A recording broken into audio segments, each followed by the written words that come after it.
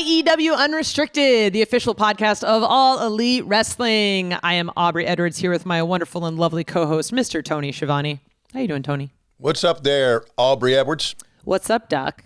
Including, what's up, Doc? I want to welcome today's guest, Mr. Christopher Daniels, head of talent relations, wrestler extraordinaire, a man with a very long and illustrious career. Welcome to the podcast, sir. Hello, everyone. Thanks for having me on the show. I do appreciate it. Chris, you do a lot of things at AEW, and we want to get into your background too. But I just want to start off this question because it's not part of the research we've done. Okay. Being in talent relations to me has always been a thankless freaking job. Now I never did it, but I know people who have done it on many different promotions. So that's got to be a difficult thing for you to do. It is. I've been very fortunate so far that I haven't had any large issues, any problems yet. And I think part of it is because I feel like as long as I keep in mind to treat everybody with respect and dignity, I Right. feel like we're in the end, I'm talking to people that are in the position that I'm in at some point, in the sense of like, I've been on their side of the conversation. So I try to keep that in mind when I'm talking to them. And because of that, I feel like I've been very fortunate to have the respect of the people in the AEW locker room. So, I mean, I think that goes a long way. If you treat them with respect, they treat me with respect. And so far, as thankless of a job as it is, I haven't had any problems with it. I'm curious if your position has changed in any sort of way since the pandemic started. Really just keeping in mind the COVID protocols that we're having, trying to coordinate with Doc Sampson and Chris Harrington, the ideas of having everybody getting PCR tests before they come to shows, coordinating the blood test. But a lot of that is also Chris Harrington too. I just sort of keep the email chains going, myself and Chris. So that really is a lot of it. We've really sort of got it down to a science in the past 9 months of doing it like this. So I feel like we're really rolling as far as like our routine. Everybody knows to get into town, get to the testing spot, get your wristband, start to self-isolate with everybody that's already in the same boat as you.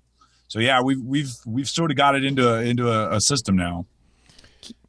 It's been a great system, really. And let me ask you this. The AEW opportunity came at a pivotal time in your life, right? Talk about that.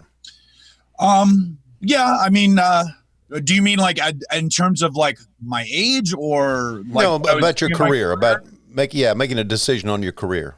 Well, when AEW came around, I was in probably my 6th year at Ring of Honor. Yeah. And I was in a position where I felt like I had sort of done everything I wanted to do in the ring at Ring of Honor. And this opportunity came when Matt and Nick sort of offered me this opportunity to join this company. It was an unknown commodity. Like there was nothing I could say, oh, well, obviously it's going to do well or do poorly because this, and this. It was a shot in the dark.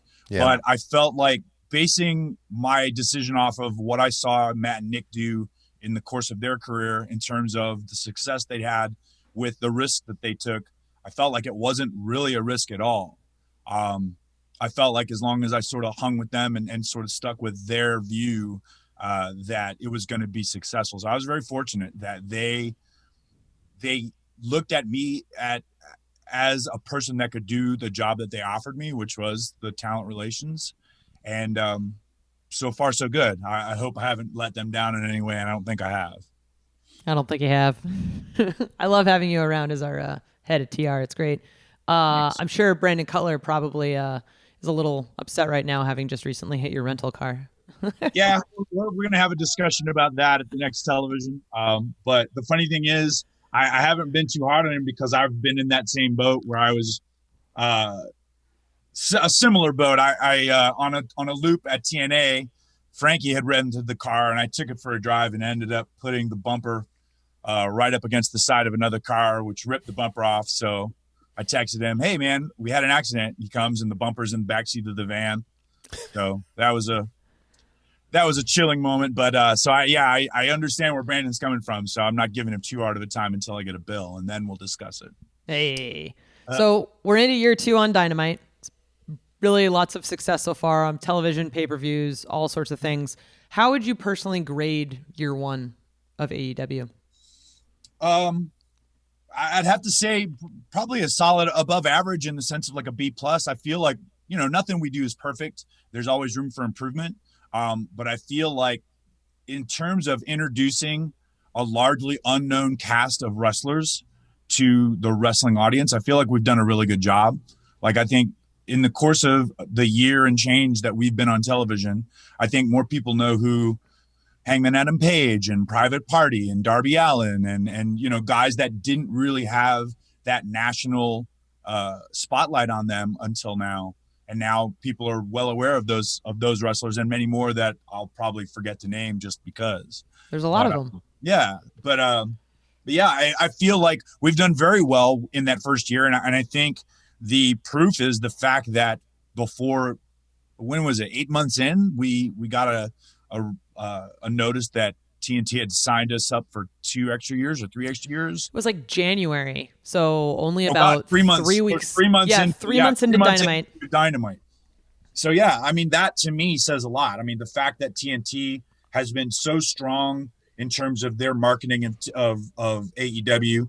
You can't watch a movie on TNT without seeing 2 or 3 commercials for us, which is great. And I mean, that shows confidence in a product. And I feel like if we didn't have their confidence, it would show. So I feel like definitely B plus, and there's places to go. We can always get better, but I feel we've done pretty good in the first year. Christopher, we had Scorpio Sky on here, and he's talked about that being the elite made SCU. You and Frankie had been teaming together. What did you see in Sky that made you want to take him under your wing and add him to SCU? Honestly, when we were at Ring of Honor, Frankie more than me, but Frankie definitely put a good word in for Sky, and I've known Sky for a long time, but definitely he and Frankie had much more of a history through wrestling together and against each other on the California Independents. So Scorpio came through Ring of Honor and had a couple good showings, and there was a moment in time where Frankie and I were looking for a third partner. We had a partner, Kamatachi, who's Hiromu Takahashi, who returned to New Japan. And so we had basically an opening as a spot for a trio that we were trying to get going in Ring of Honor. And there was one evening in Ring of Honor where Scorpio competed in a match against the Young Bucks and the rest of the Elite, where Nick Jackson even took the time on the microphone to point him out singularly and say, hey, we should have this guy here. And I remember going to the gentleman that was booking the company. I said, hey, why don't you give Scorpio Sky to us? Let him be our third. And it wasn't 2 months after that the group that ended up becoming SoCal Uncensored got together. You had mentioned, I think near the start of this interview, that when your time with Ring of Honor after about 6 years or so was running up, you'd felt you kind of done everything you did at Ring of Honor. And I want to touch on few of the things you've done at AEW and how great they've been. In particular, the most recent one that stands out to me is your match with Brody back in May, and working with a guy like of his caliber, his size, his athleticism. Is there anything in particular that you're looking as a wrestler to get out of AEW? Because we talked a lot about your talent relations side, but as a wrestler side, like, I don't necessarily feel like there's anything that I want to do other than contribute. Like, I don't think that there's a burning hunger in the wrestling world to see me necessarily wrestle anybody. Like, I don't know if there's anybody going, I wish Christopher Daniels would wrestle John Moxley on Dynamite or you. Do you want me to wrestle you, Aubrey? No, I want you to wrestle John Moxley. But I mean, I feel like no, CD would kick my ass. No, I'm not wrestling. I feel like with the level of talent that we've got in AEW, there are some fans of mine that would love to see me on Dynamite, but the honest truth is, like, the time to feature me as an act, I feel is sort of not long gone, but it's sort of past, and I'm okay with that. I feel like my best efforts now are to be used wrestling younger guys and sort of helping them get better if I can. And if that happens on Dynamite, great. But if it happens on Dark, also great.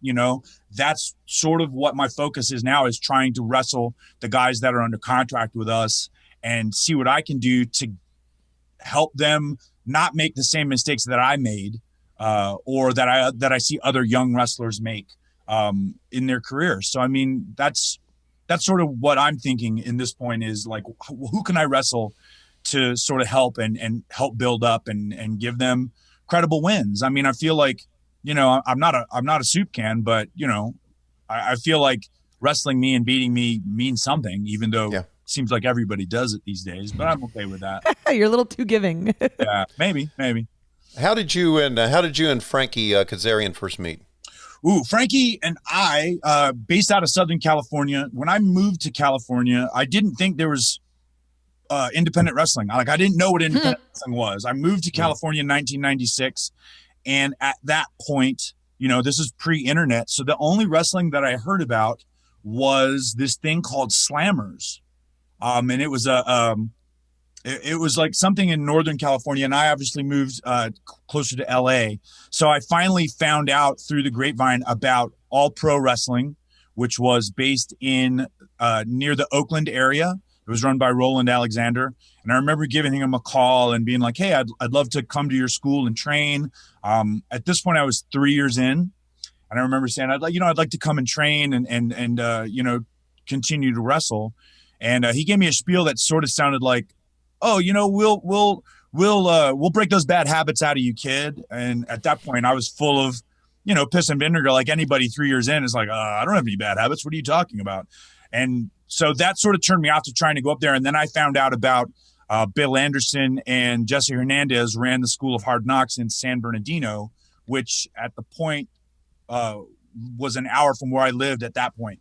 And so I went there, met with them, and started to go there once a week to sort of keep the ring rust off. And that's where I found out about the Southern California Indies. And one of the first people that I met through going to those classes every week was Frankie. So like once we started wrestling on the California Independents, we sort of ran into each other a lot, doing stuff for companies like EWF, which was Bill and Jesse's federation that was connected to the School of Hard Knocks. Once PWG became a thing, Frankie and I wrestled there a lot. And then he and I we started wrestling a lot on TNA together, and then finally realized we were traveling on the same flights. And that was sort of the beginning of history. We started traveling together and riding together. And that's really where the bond sort of came, was the trips from LA to the TNA shows. Let me ask you, as head of talent relations, going back to that, how difficult was it to keep under wraps that Sting was coming to be a part of what we're doing? It's pretty easy. I mean, if you want to keep a secret, you keep it. You just don't tell anybody. Just don't tell anybody. For me, it was easy. And the funny thing is, we go through, like, we've gone through things in terms of like people leaking secrets and leaking results. Yeah. I personally never see it because I don't go on the sites and I never see, next week, this person's debuting or this person, this person. So I'm sort of out of the loop on that. And maybe it's because I'm 50 years old and I don't spend 50, I'm never on Reddit or whatever, the people that are hoping to break the hot scoops. I don't know where those are. So for me, it was easy. And I wish more people sort of was just like, well, let's keep the secret for the sake of our company's secret. I don't know who would have, blurted that out or broke that story ahead of us revealing it. Yeah. But I guess there are people out there that are like, I got to be the guy that tells the world, even though it's like, just enjoy it like the rest of us. I don't get it, because you get like crazy internet points, but you can't actually admit who you are. Otherwise, you're going to lose your job. So crazy internet points. Yeah, and those don't redeem well for cash in my experience. No, they don't. You don't even get anything like a trade-in. They don't mean anything. Well, the Sting thing was very, very well done in that no one really knew, and I didn't even know, really. Yeah. I mean, I talking to the front office, and I'm like you. I don't go on those sites and look up the rumor mill and see what's going on. But I had heard there was a possibility that we would get Sting. Yeah. And I heard that from the front office, and I just dropped it until they said, who was it? Well, Tony Khan said, come with me. We walked out to one of the trailers, and it was Sting. And I went, holy shit. Yeah, and I think Tony's smart, like in that sense, he understands, like, the less people that know, the less likely it's going to get out. Sure. And so you keep it quiet. I happen to hear in passing, because I discuss stuff with Matt and Nick a lot. And so I sort of knew it was on the table. I knew it was a possibility. Then I knew, okay, it's happening. And it's just a matter of like, okay, well, let it happen. And then you can discuss, oh, I knew all along, but you don't have to be the guy that's, guys, I don't know if you heard, but this is happening. You know, one of those things, you know, like trying to sell a fake watch. Like, look what I've got, the scoops. Open up the coat. Yeah, right. We're talking with Christopher Daniels, and coming up, we're going to be talking about the early part of his career, getting into pro wrestling.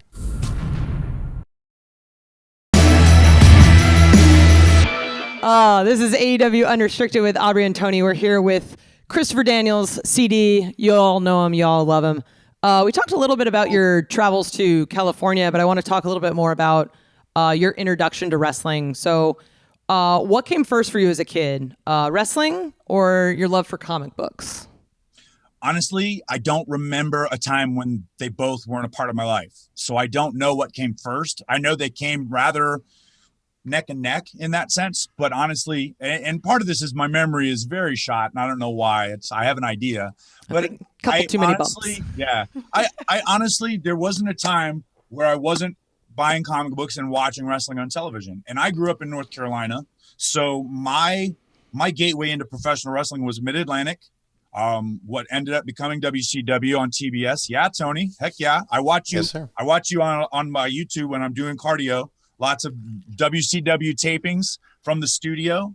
Yeah. So that was my introduction. And it wasn't until 84, 85 where cable became a thing, where I was able to see things like WWF, the Tuesday Night Titans, and World Class and AWA on ESPN. Like those were things that I read about in the after magazines, but I never got a chance to see them on television until cable became a thing. So really the first thing for me was Ric Flair as world champion, and the Four Horsemen, and Dusty Rhodes for sure. Nikita Koloff, Magnum TA, my first favorite wrestler. And then being a fan when he had his car accident and Nikita Koloff coming to his aid and turning babyface in an unbelievably amazing moment as a fan. Yeah.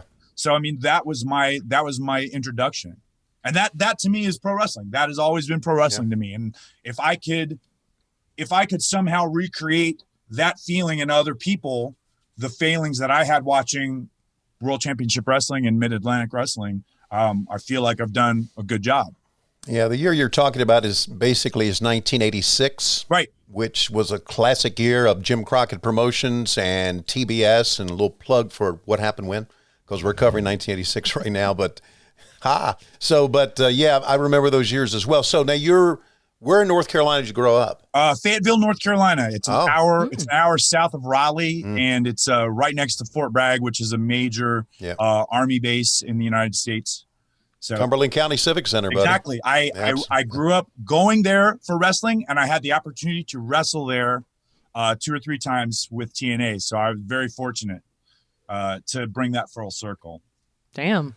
Yeah. What were your favorite comic book characters as a kid? The first thing that got me into comic books as a kid was Uncanny X-Men, drawn by John Byrne and written by Chris Claremont. And honestly, it's the beginning of the team that everybody knows from the movies and knows from pop culture now. Wolverine, Colossus, Storm, Cyclops, like that whole thing. And those comic books were the thing that changed me from a kid who was just buying magazines from the spinner rack at a 7-Eleven to a kid that was looking to get every issue of a run and putting them in bags and boards and saving them in boxes. And honestly, that's that's where I sort of flipped into somebody that was following storylines and like, oh, this is Wolverine. How did he get to be Wolverine? And this is Phoenix, and Phoenix just died. So how did she become Phoenix? She used to be Jean Grey, and what does Cyclops do now? And all of those things, that sort of stuff, turned me into that comic collector that I sort of am now. Yeah, and you still collect, right? Yeah, absolutely. Boxes to literally an arm's length from me right now, like 48 long boxes, and continuously adding, and now. Because my big vice now is eBay shopping. So now I'm looking through eBay trying to get like the first appearance of Captain Universe, and I just bought a great copy of the first appearance of Captain Marvel, Ms. Marvel. So I mean that to me was like a good get. Like the game now is to try and get it under a little bit less than what it's worth, and then hopefully hold on to it so it becomes worth more. It's all a scam. It's all a game. It's all so do you actually end up selling them, or do you just telling yourself that you sell them? No, that's the thing. Yes. No, I never sell them. I've got this comic book that's worth $2,000, and it's like, if I could sell this, I could sell it for $2,000, but I'll never take it out of it. It'll never go out of my thing. It's like, nope, I'm keeping it, because that to me is the point, is having that treasure. It's like, look at this, I have it and you don't. Haha, Yeah, it's kind of like baseball card collecting. Yeah, in a way. Yeah, any type of collector will tell you that. So, what in your collection is your most prized comic? I'd have to say the first. There's a couple of first appearances that I have that are in great condition. The first appearance of Cable, the first appearance of Deadpool, the first appearance of Miles Morales, which is a very big one now with the success of the Spider-Verse movie that came out a couple years ago. The first appearance of Laura Kinney, who is the new Wolverine, the character that Daphne Keane played in the last Logan movie. Mm-hmm. Her first appearance in a comic book. So all those are good gets, like books whose cover price was $2-3, like that first appearance of Laura Kinney is like worth $500 at this point if you have a good copy. And the trick is to find something that's got a character in it that's popular but is also rare, and that's tough in today's comic world, because even the least popular comic book has thousands or hundreds of thousands of copies because they're put out throughout the United States. So that's the tough thing, is trying to find something that's rare enough to be worth money, but also, what the readers want,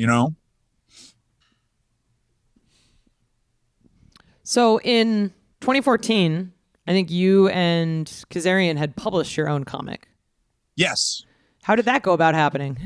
Okay, so the author, the character, or the artists that were involved in that their names are Art Baltazar and Franco, and they are, to me, basically the Pixar of all ages comics. They do a thing called Aw Yeah Comics, and Art was famous for doing all ages versions of DC characters. He did a thing called Tiny Titans, which were the Teen Titans, sort of very similar to the Teen Titans Go cartoon that's out now. He did something before that called Tiny Titans. He did something called Superman of Smallville. He did Superman Family Adventures. So these were all characters. These were all comics for 5, 6, 7-year-old kids that were based on the character. It was just like Superman as a kid, Batman as a kid, the Tiny Titans as youths. So in 2014, Art started a Kickstarter for Aw Yeah Comics for characters that he created, Action Cat, Adventure Bug, and Awesome Bear. And when I supported that Kickstarter, I told him, hey, I have an idea for a comic book. What if I wrote a comic book where Frankie and I interacted with Action Cat and Awesome Bear and Adventure Bug? And he's like, yeah, cool. So I literally sent him a script unsolicited, like, hey, what do you think of this? And he's like, let's make a comic. So maybe 8 months down the line, he came up with this book, or he printed the book, and we were selling them at Ring of Honor events and independent events around the U.S. So I still got copies. Oh, wait, hold on. I got them right here. It's the best possible merch you can find at an indie show. Right. Well, that was part of it. Part of it was that, like, the idea was this is the second issue. Whoa. Look at that. Comics team up. And that's me. So, like, the idea was, you know, at independent wrestling shows, especially independent wrestling shows, the most of the people that are there are in their teens, their 20s, their 30s. They're older guys. You know what I mean? And there wasn't, in my mind, there wasn't anything for that 9-year-old, 10-year-old kid. I mean, yeah, they can get a black wrestling T-shirt, a wrestler's T-shirt.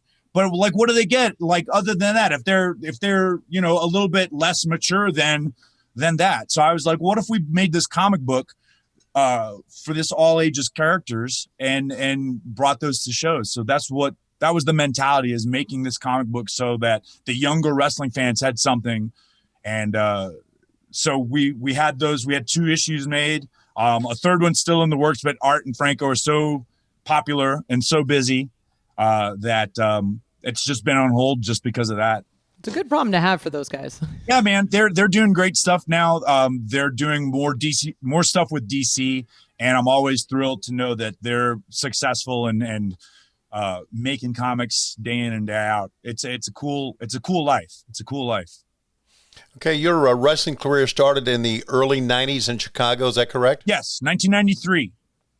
Damn. Very okay, Windy City Wrestling. Yeah.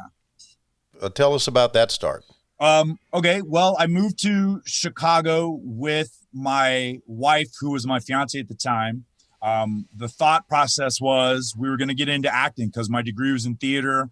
That's where I met her, was doing summer stock in North Carolina. So we were looking to get into the theater scene in Chicago. And I told her, you know, if this doesn't work out, you know, I can always go into pro wrestling, sort of tongue in cheek. So she found a wrestling school, Windy City Pro Wrestling, and she made an appointment for me, unbeknownst to me. She drives me up. She goes, hey, this is a wrestling school. Go look at it. And so I went in and had an interview with Sam DeCero, who ran the place. He used to wrestle in the AWA as one of the Max brothers. And so she says, I came out of that meeting just hypnotized, like just stunned, starstruck. And so things were going hard. It was hard to break into the theater scene if you didn't know anybody in Chicago. And so I didn't know anybody and she didn't know anybody. So I decided to give it a try with the idea of like, oh, you know what? If I wash out, if I fail, at least I can tell my kids, hey, your dad tried this. And so I started in January of 93. And in April of 93, I wrestled my first match. And in May of 93, I won my first championship. Whoa. And from there, well, part of it was I lived half an hour away from the school. So there was no conceivable reason for me to not go to school. And so I was at wrestling school 4 days a week, 4 hours at a time. You know, and at that point it was fun. It was one of those things where I was like, I gotta go. I'm loving this. This is great. And bumping around for everybody. Like anybody who goes into wrestling school that first, 6 months a year, it's just, of course I'm going. And so I was there and I just happened to pick it up. I think being a fan growing up gave me that frame of reference so that it was easy to learn the moves just because I had watched them my whole life. And so once you have that frame of reference, you go through it a couple times and you just have that body control, you get to be good at the physical part of it. And then once you're wrestling matches, that's where you sort of learn the mental part of it, wrestling in front of fans. And that's something I'm still learning. We're all still learning. Yeah, exactly. So you ended up at WCW, I think in 2001.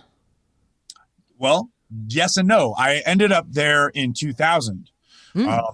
I first got signed in January of 2000, and I had one last trip to Japan that I had to fulfill for Michinoku Pro, and while I was Kevin Sullivan hired me, and so while I was in Japan, Kevin Sullivan was fired.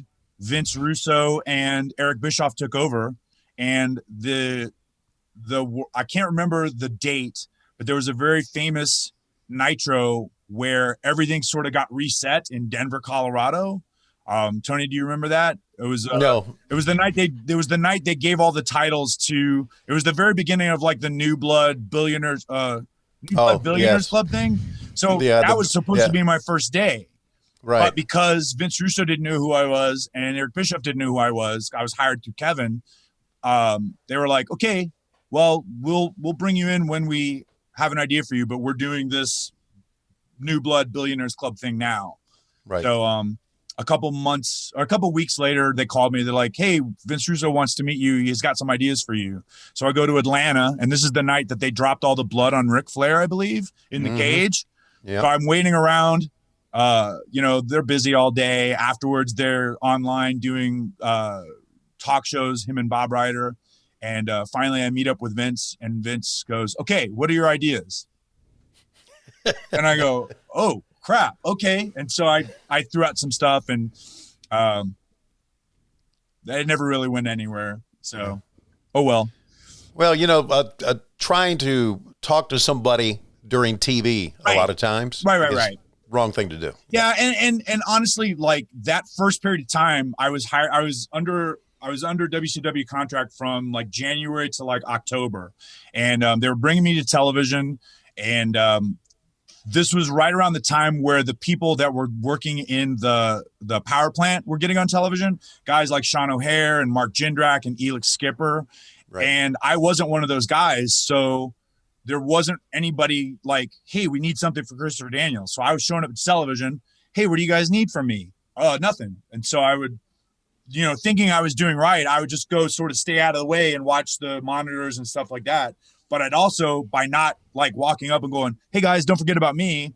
Finally, I got a phone call from JJ Dillon, who was like, hey, you're making a lot of money and you're not doing a lot of wrestling. And I was like, but that's not up to me. But at that point I didn't know, oh, well, tell him you'll do this. I was like, yes, sir. Sorry. And he was like, well, we got to let you go. And so a couple months later, in January of 2001, I got called by Terry Taylor. He was like, hey, we'd like to have you and Mike Modest do this tryout match. And that was the match on Nitro where I got hurt, and we did the angle with Scott Steiner, and we got signed again. This one time we got signed to a developmental deal, and that was the last you saw of me on WCW, because pretty soon they were bought.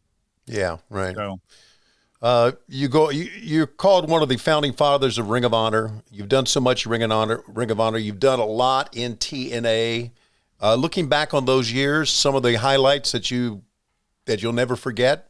I know we're kind of combining both of them in there, but no, I mean they're very similar in the sense, like, we had two locker rooms that were filled with guys that were hungry for the opportunity to be seen.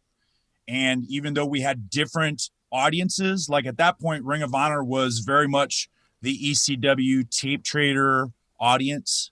And, we were going to towns that formerly had ECW live events. And so we were getting that fan base. And then TNA starting out with the Wednesday pay-per-views, and then moving on to Impact and getting on Fox Sports Net, that finally went to Spike TV. Like, that was sort of the audience. Like, once we got onto Spike TV, I felt like that was the audience that used to have like the WCW, like that cable network. Like, that was the fans that were sort of going there. And so the good thing about that was just being able to work with so many young guys like myself that hadn't had that opportunity to be out in that spotlight. So like in Ring of Honor, it was guys like Bryan Danielson, who ended up becoming Daniel Bryan, and Low Key, and guys like CM Punk.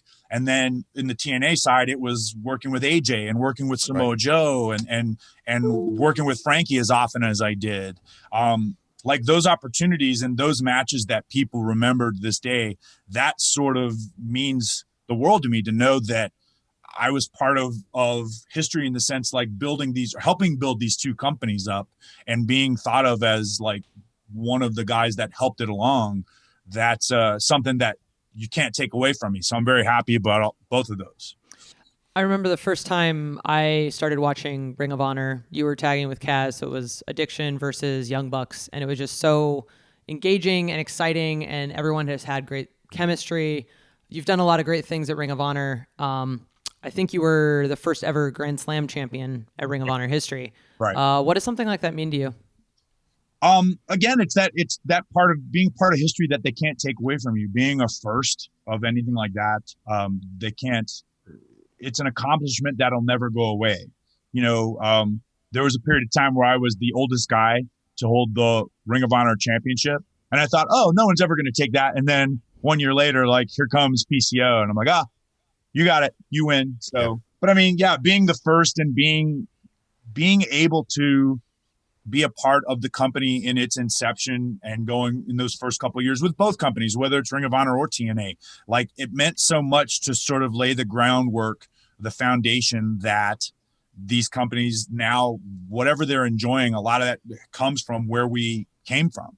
And so it means a lot to know that if someone's watching Ring of Honor, I had a lot to do with where they are now. And same with TNA. Like, if you're watching TNA, there was a period of time where, if it wasn't for the work of a lot of the guys, it might have gone out of business, and it didn't. So we're very fortunate to be able to say, oh yeah, I helped with that. I was part of that. Yeah, I agree. Very, very well said. All right, CD, get ready. We got a bunch of fan questions coming your way.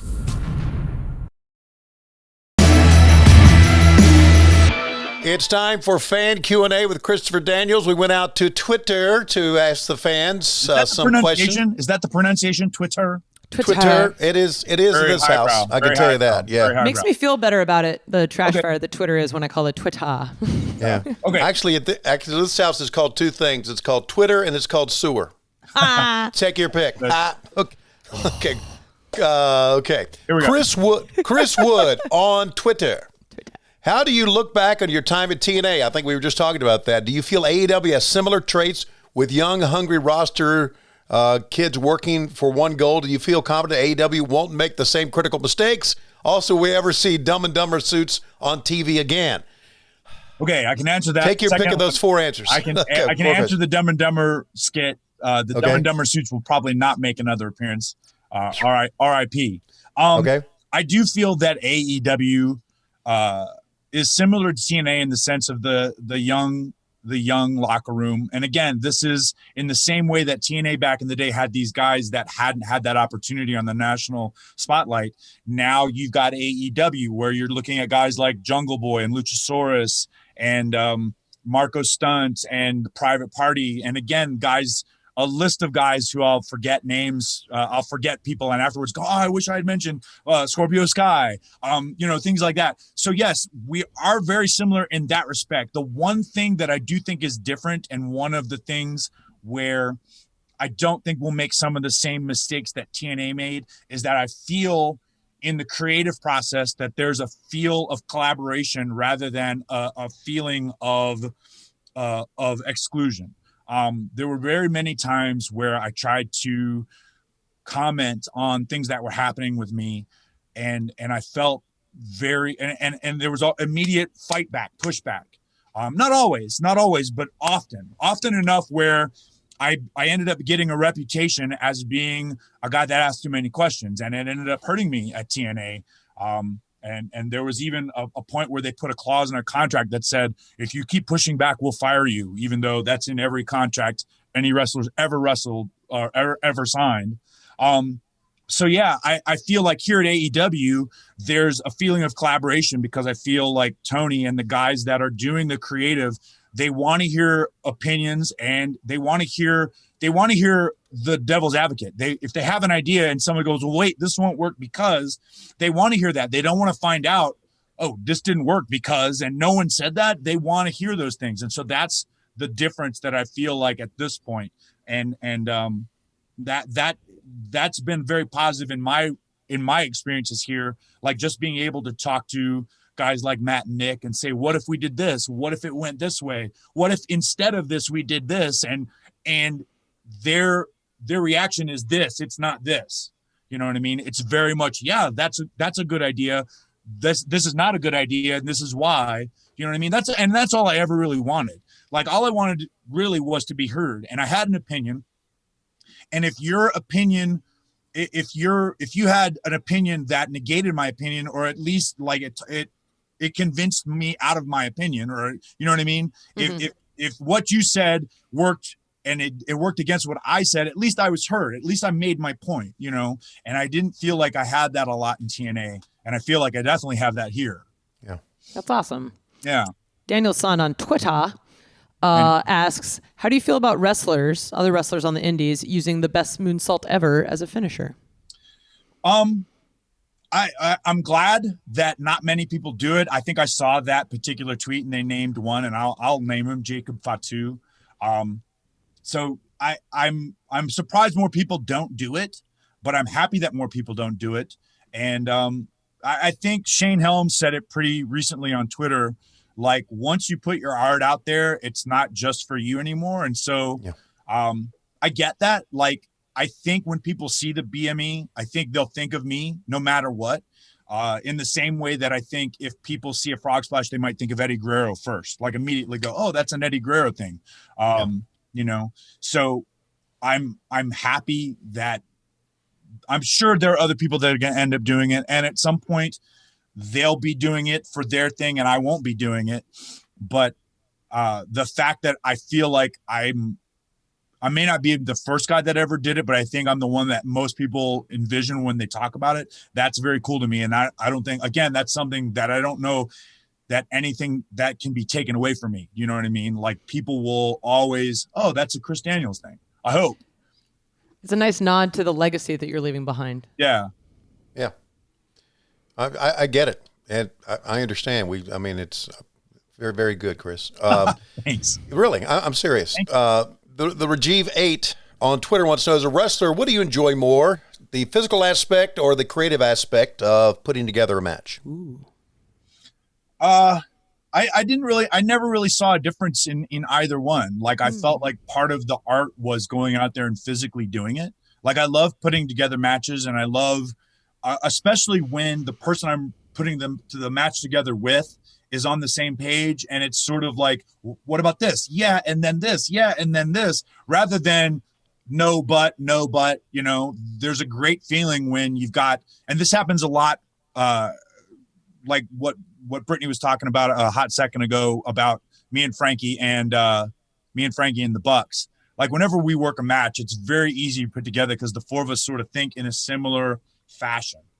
And so, and then going out there and doing it, especially in front of a crowd, going out there, doing it and hearing the reaction that you expected to hear or hoped that you would hear, that to me is very satisfying feeling, to think, oh, okay, I think if I do this, this is what they'll do. And then that you go out and you do it and they actually do react the way you had planned and hoped. That to me is the fun of professional wrestling, is trying to tell that story. And then when they react the way you want, it's like, oh, they get the story I'm trying to tell. That's awesome.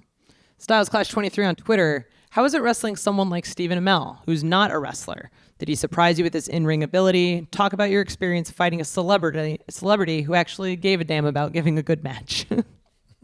Working with Stephen Amell was a very, very fun experience, very singular experience. I don't know if I'll ever get an opportunity to work someone of that stature, of that ability ever again. And I was very lucky that he was a fan and he had an idea of what he wanted to put out there when we had our match. And, part of my job was really more to protect him from himself, in the sense that, there were things that he wanted to do that may not have gone well for him physically. Right. And, I was very happy that, again, this was a collaboration. It wasn't hey, I'm the star and this is what I want to do and this is what I'm going to do. He had an idea, I had an idea, and we discussed like what's the best way to go there. And, and then just the compromise of like, well, how do we do this? Well, let's do this way. It was a lot of fun, and it was very rewarding. And I feel like that might've been one of the most important matches that people had seen of me that hadn't seen TNA. If you hadn't watched me on TNA for a while, that was probably the highest profile match in the wrestling world that I'd had in a couple years. If you weren't a wrestling fan, I think you probably did hear about Stephen Amell wrestling that bald guy. And so I'm that bald guy. So that to me was very satisfying, very cool. And the fact that he was, famous for playing a comic book character just even made it better. The idea that this guy from the DC lore was wrestling this diehard Marvel fan. He was I don't know if you guys know this, but I wore a Hawkeye knee pad in the match just to piss him off. Wow. No. I didn't tell him until we were walking around backstage, and he's like, "Is that Hawkeye?" GD, just real loud. That's a great story. Yeah. We're talking with Christopher Daniels. Just call me Favo on Twitter. CD, who is someone who motivates you to keep going as hard as you can for as long as you have? First answer to that is Frankie. Just trying to keep up with Frankie. Great guy. Yeah, Frankie, when we're on the road, Frankie makes sure that we hit the gym. Frankie makes sure that we're, in sync in terms of getting to the building and getting in the gym and that sort of thing. So, and a lot of it is, I don't want to let him down. Like if it was just me, it'd be easy for me to be like, maybe I'll just not do this week. But knowing that he and I are part of this game together, I still want to carry the load, and be a part of the team. And so definitely Frankie, definitely motivates me. And I think it's going to be tough for me to walk away. At some point I will. And knowing that he's going to have, 6, 8, 10 more years without me, but they're going to be 6, 8, 10 great years because he's amazing and still amazing. And so, he's definitely someone that makes me want to keep going and keep working hard until I can't. He's just a great guy. Good answer. Love it. Trill Mexican 305 on Twitter. I'm really excited to hear about this one. What was going through your mind the night that you had that classic match between Samoa Joe and AJ Styles? Well, I felt like the table was set for us to either succeed or fail. We didn't know until that day that we were going to be the main event of that show. And for a company that had so much to do in terms of tradition, they had so many guys that felt like, in my mind, I thought they're never going to make us last. They're going to make the world champion last. And we get there and they find out that we're the main event. So that to me was like, all right, well, they're giving you this opportunity. So it's sink or swim. So Joe and AJ and I, at that point, we had, we're very close friends even to this day. And at that point, we were like, all right, you give us this opportunity. We're going to kick it over the fence or whatever. We're going to hit a home run, whatever we got to do. And I feel like in the middle of that match, I felt the sweet spot. I felt the sweet spot of like, the fans are where we want them. We're right where we want to be. And they're buying what we're selling. And I remember when the bell rang and just the emotion, I started to cry and thinking, man, we did exactly what we wanted to do. And I didn't know 15 years down the road, we'd still be talking about that match. You never know until after it's done, whether it's going to stand the test of time or not. But I knew that night that we had done something pretty special. And I was just very fortunate to be in the ring with two of my best friends and performing at that level the way we did was all the stars aligned. I watched the match nice recently to wrestle. again, and I watched the match again, and it was really, really excellent. So thanks. Very cool. All right, nice to wrestle. Nice to wrestlers. That's the name. Nice to wrestlers. Good. You should. There should be be nice more. to wrestlers. There should be more of you like that, especially on Twitter. Yeah, absolutely. Nice to wrestlers on Twitter. I was first introduced to independent wrestling through watching Chris wrestle for the FWA in the UK. Okay. What are your memories working with that promotion? The FWA was a company that I worked for off and on in the UK. One of the most famous people out of that company was named Doug Williams, who is probably one of the best independent wrestlers from the UK that I'd ever wrestled.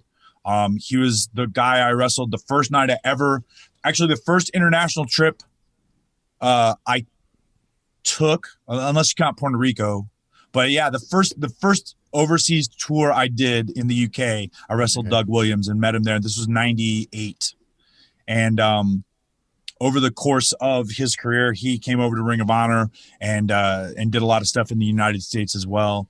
But the UK fans are amazing. And my experience working at the FWA, working guys like him and Jody Fleisch and Johnny Storm, like these guys were the UK wrestling scene at that point through the early 2000s. And I think if you ask any of the UK wrestlers now, they definitely are going to tell you guys like Doug, guys like Johnny, guys like Jody were an impetus. They were an inspiration for them to get out and get in the wrestling business. So being able to go out there to see such a rabid fan base that the UK has, and being able to wrestle guys like Doug and those other guys, it was a great experience.